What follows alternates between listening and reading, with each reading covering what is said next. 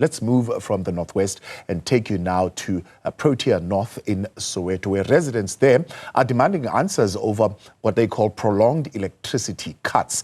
They've been without electricity now for 6 days. Residents have been protesting and seeking clarity with no luck.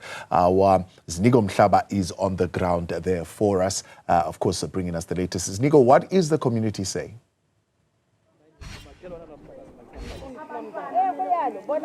Good afternoon, Prati. Well, we're here in Soweto, in one of the wards in the greater part of Soweto. We're in Protea North, which is one of the communities which is in the southern part of Soweto. They're saying that they've been without water for over 5 days. However, they're also, saying that they've been struggling to get clarity and answers from the power utility, City Power and Eskom generally, to understand what exactly is behind the power shortages. And of course, they are also saying that, well, there were some power cut reductions which were implemented legally by law enforcement, by the power utilities. However, when it was always time to get the power back, they will not get that power back in this particular area where they are. So they've been blockading some of the access roads here just to get their messages across. I'm joined now by the communities themselves to give me more context and background in terms of this issue.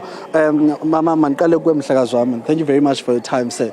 Talk to us about the problem. How did it come about and what do you understand to be the issue? Tata, unjani? Siyaphila kunjani bhuti? Ntate ke tlo bua ka language ya ka ne. Ke bua ka Setswana, everyone ang understand. Ke bua ntwe ke batlang go address. Mo extension 2 re na le problem ya motlakase, especially ha o ka ba le load reduction. I told me now. Once the load reduction, we cross our fingers for o tlo boya. In na di long hours. Kona le batho ba leng gore like now ba bona motlakase. It's 6 days. Neighbor ya khona motlakase, ha ona motlakase. For 6 days. Not explanation, nothing from Eskom. Remember from Monday until Wednesday, weather ne le jwang. It was cold. Kuna le bokoko. Kuna batho ba disabled. Kuna batho ba phela ka machine.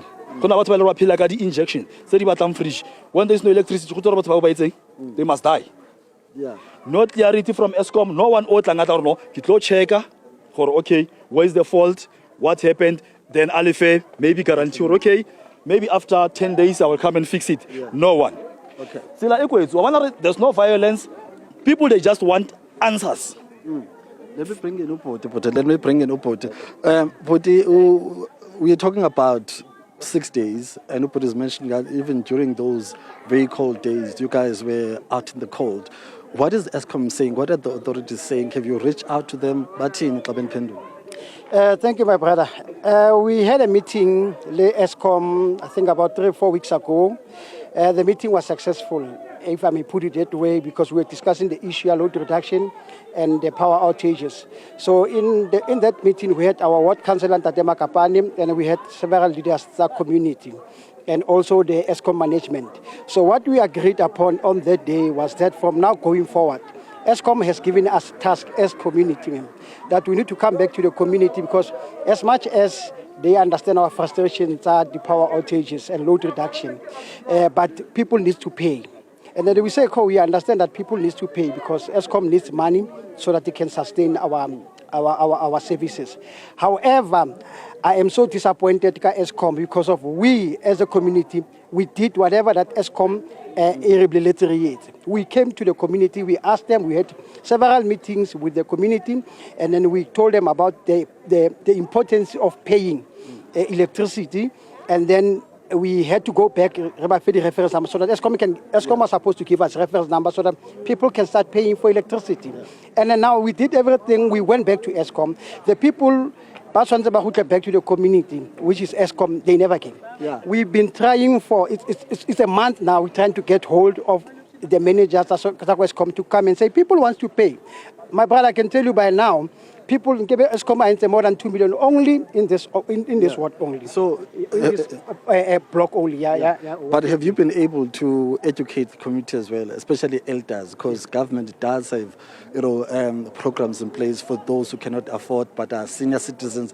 They have that opportunity to get free electricity and free water. Have you been engaging and updating them as well?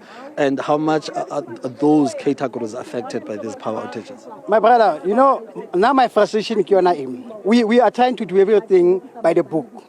We are educating our communities. Even our elders knows. We have our ward group where we discuss such issues. And we always encourage that people they can go there so that they can be pathology service thing, the government for those who cannot afford to pay electricity. Yeah. And also we had another meeting, even with the community members. Community members, but no, it's fine. We want to pay for electricity because really we want to do away with the issue of load reduction because of load reduction, it costs us so much. And if I may tell you, my brother, Ward 14 consists of Protea Extension 4, Protea North, and Naledi Extension 2. Naledi Extension 2, it's a very, very small area. It's not even dense. We don't use too much power. There's a clinic, it's a newly built clinic. We've got a sports complex, we've got one school, and we have one shop. So we don't have much, and few houses. So it doesn't not use a lot of electricity at all. So we are not supposed to be total load reduction. But because we are aware that not a majority is paying, and we want to pay. Okay. But ESCOM is disappointing us. Thank you very much for your time. Thank you very much.